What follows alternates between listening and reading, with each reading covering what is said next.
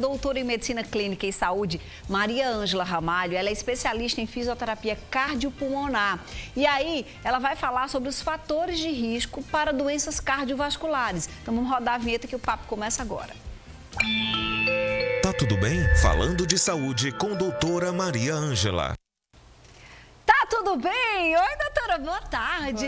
Tá tudo bem, né? Tudo bem. Graças a Deus. Olha, segundo a Organização Mundial de Saúde, 80% das causas de doenças que afetam o coração são fatores que poderiam ser modificados. E chamou tanto a nossa atenção, porque quando a gente diz assim, quando é uma questão hereditária, quando é uma doença autoimune, mas tem coisa que a gente pode evitar com o nosso hábito. E esses fatores de risco, em 80% para as doenças cardiovasculares, tem a ver com o nosso comportamento, né, doutora?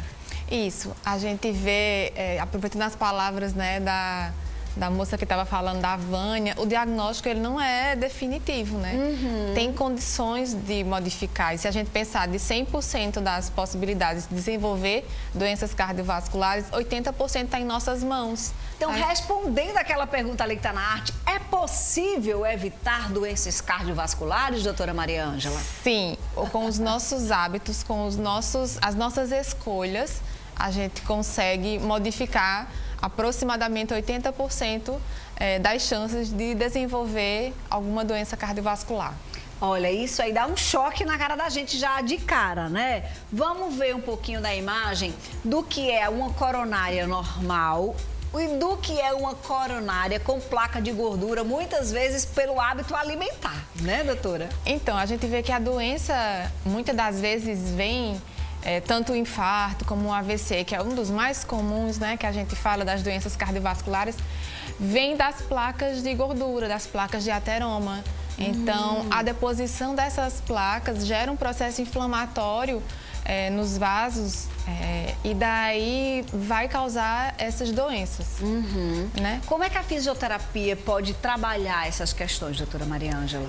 Não só a fisioterapia, mas tudo que a gente fala de hábitos de vida saudáveis, né? Alimentação saudável, atividade física, como a gente falou no começo.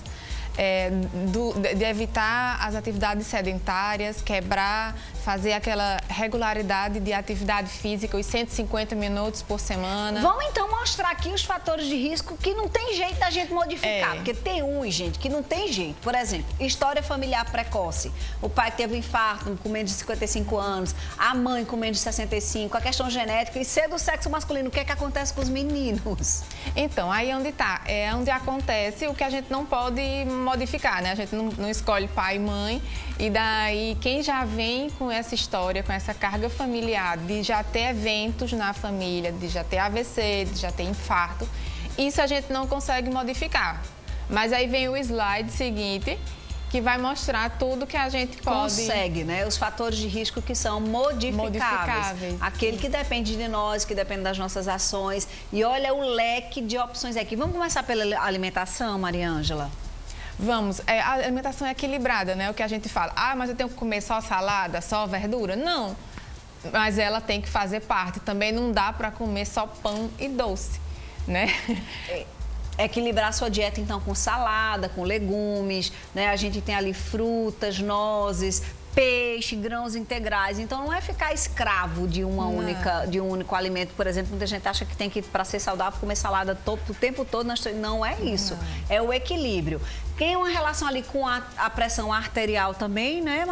Tem que dar uma olhadinha ali para ver se está nos níveis normais. Geralmente é o alerta, né? Quando a pessoa começa a ter eventos de pressão alta, alguns percebem uma dor de cabeça muito forte, ou até palpitação mesmo, acelerado o coração, eles percebem isso e quando vai verificar a pressão está mais alta. Então, manter esses níveis de pressão mais baixos, né? Aquela quantidade do sal na comida, no dia a dia, reduzir um pouco essa quantidade no sal.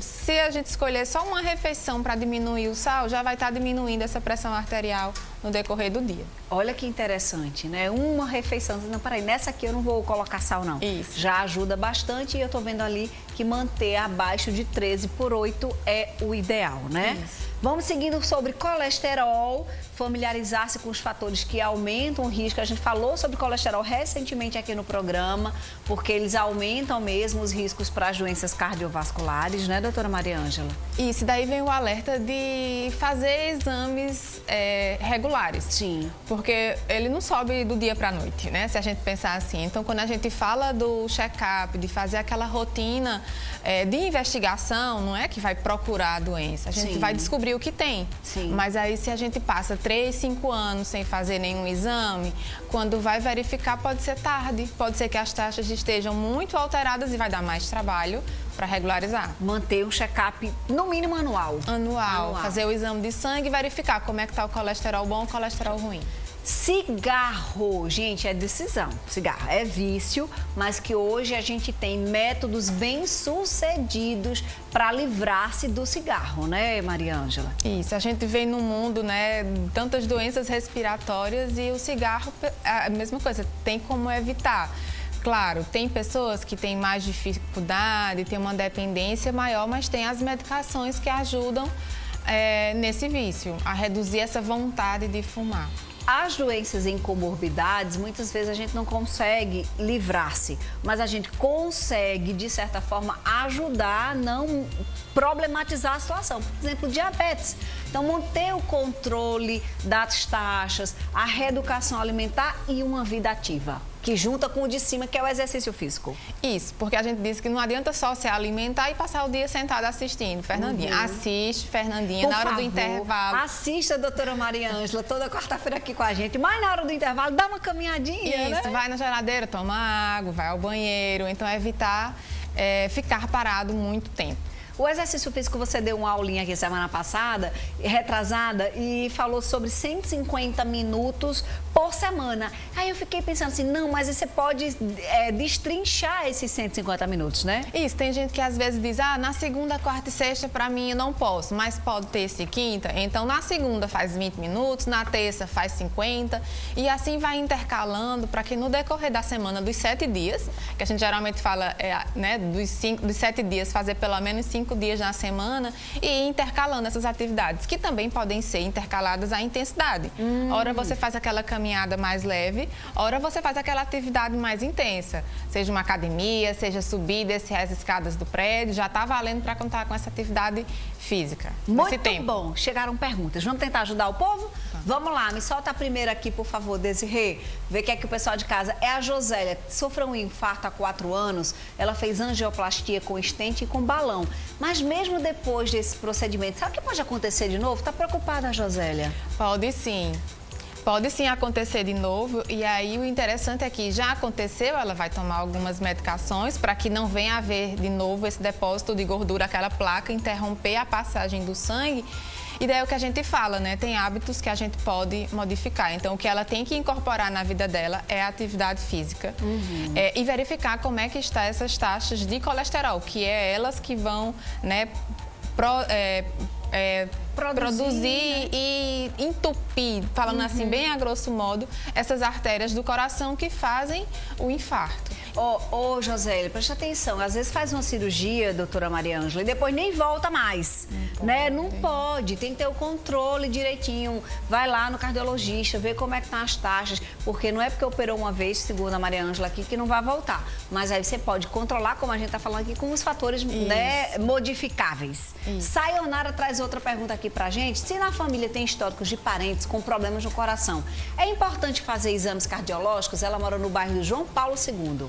Sim, importantíssimo fazer essa rotina de exames para poder verificar. Quando a gente fala de que eu tenho parentes, e principalmente quanto mais próximo o parente de ter evento, de já ter AVC, de já ter infarto, mais cuidado a gente deve ter e mais cedo esses cuidados. Cuidado com o peso, com o peso corpóreo, né? E com a circunferência abdominal também é uma das atenções que a gente tem, porque quanto maior essa circunferência abdominal, maior também a chance daquelas coronárias lá estarem obstruídas com aquelas placas de ateromatose. Eu tive derrame no coração, quero saber se tem como voltar. Pode acontecer. Quem teve derrame uma vez, pode ter uma segunda vez? Pode sim, pode acontecer de novo. E pode ser naquela que foi o derrame, né, que extravasou aquele sangue de uma área que ficou obstruída, tanto naquela como em outras colaterais, como em outros vasos que passam, que irrigam no coração. Ou seja, tem que estar de olho direitinho aí, não é? Porque se já... Tem mais probabilidade quem já teve uma vez? Sim, é a mesma coisa. Quando eu tenho um parente que já teve e daí eu não mudei esses fatores de risco e tive esse evento, se eu não mudar meus hábitos de vida, se eu não modificar os fatores que fizeram eu ter esse derrame, esse infarto, tende a ter de novo. A Fátima fez uma pergunta, eu confesso que eu não entendi, mas quem sabe a doutora Maria Ângela consegue compreender o que ela está dizendo. Ela disse que ela é hipertensa e toma medicações terapêuticas. Eu fiquei sem entender que se não são medicações prescritas por um cardiologista, são aquelas mais naturais, eu estou sem entender isso. Ela quer saber se tem risco para o coração. Então, quem é hipertenso toma medicações que vão tentar controlar essa hipertensão. Então, o risco ela tem de não tomar a medicação e ter algum evento, ter um pico de pressão e ter um AVC, por exemplo. E vamos pensar na outra hipótese. Vamos supor que ela está tomando a medicação do coração prescrita pelo cardiologista e também faz medicações terapêuticas, seja lá naturais e tal. Ela quer saber se essas medicações têm risco para o coração. Vai depender de quais medicações, né? Aí a gente tem que saber realmente o que é que está tomando para poder fazer esse risco, ter algum problema. Ô, Fátima, faz o seguinte... Conversa com seu cardiologista, com a sua cardiologista. Ó, doutor, tô tomando isso aqui, tem alguma interferência? Porque às vezes as medicações se interferem, as né? interações medicamentosas. Eu acho chique as palavras, interações. Olha, eu já tô se interfere, presta atenção. Minha estrelinha diz o seguinte, a minha válvula do coração danificada, acho que está danificada, fez o exame há pouco tempo. Só que não chegou a mostrar ao médico ainda. O coração está acelerado. Isso é perigoso. Tem dias que eu sinto falta de ar ao fazer esforço. Isso. É bem comum acontecer em pessoas que trocaram a válvula do coração, pode ser a mitral ou a aórtica, e daí ela tem a necessidade de trocar essa válvula. Certamente, se ela está sentindo essa falta de ar, o coração não está funcionando na sua condição ótima. E precisa realmente mostrar ao médico e evitar até lá fazer grandes esforços. Entendi. Preste atenção direitinho, agenda esse retorno. Já está com o exame, já deu alterada, agenda esse retorno ligeiro, tá? Mais às vezes quando eu tenho muita raiva, eu fico me sentindo mal. É perigoso? Aí o que eu faço para me controlar? O que faço para controlar? A gente conversa com Janaína segunda que vem. Mas pode sofrer algum infarto? Uma forte emoção pode levar a um infarto? Acho que no geral a pergunta é essa. Isso. Geralmente nessa forte emoção, a pressão arterial ela sobe e o fato dessa pressão subir pode gerar sim a um infarto, a um AVC, a essa taquicardia, esse acelerar demais no coração. Então, assim, só no que, né, conversar com o psicólogo no que fazer, mas também fala isso para o cardiologista, fala isso para o médico do posto, que daí ele pode começar a passar algumas medicações para você tentar tranquilizar e evitar esse pico. Porque também acontece da pessoa não ter pressão alta, não ter nenhum